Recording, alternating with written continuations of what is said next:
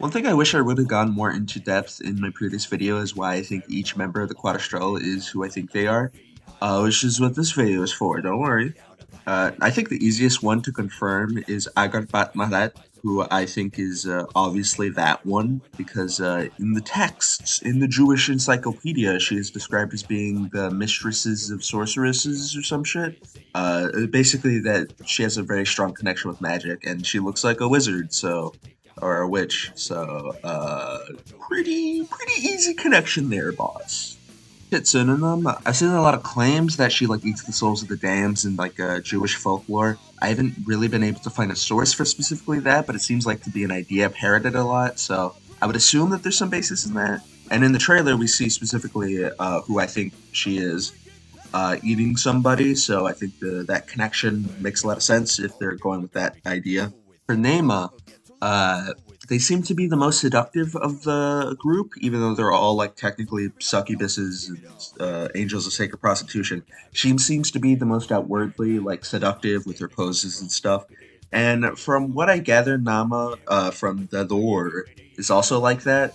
She's described as like the mother of Asmodeus, so I think her being connected and being really horny makes sense, and that's why I think she that one. That's what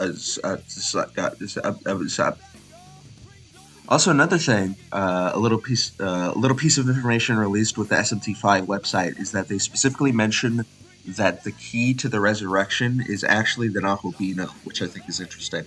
I don't really know what that would mean because Nahobino is related to the bull god, not the snake god, so I don't know how like the knowledge. This guess would just be some sort of like, oh, like he's stopping this from happening, so if we kill him, then it can happen. That's like my immediate assumption is that like for whatever reason the Nahobino's existence is prohibiting the resurrection, quote unquote, and they need to kill him for it to happen. This would be like pure speculation on my part, but wouldn't it be cool if like SMT5 they go into like the idea that like Lilith and all of them were made specifically for the purpose of like being prostitutes and being like that.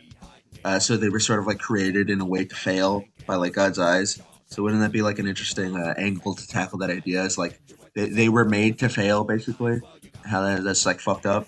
That would kind of also mirror like the actual societal implications of sacred prostitutions, where like societally they were expected upon to do this thing, but then they were given scorn for doing that, even though it was like a societal expectation. You know, it'd be kind of like a parallel, like thematically, and that'd be kind of neat.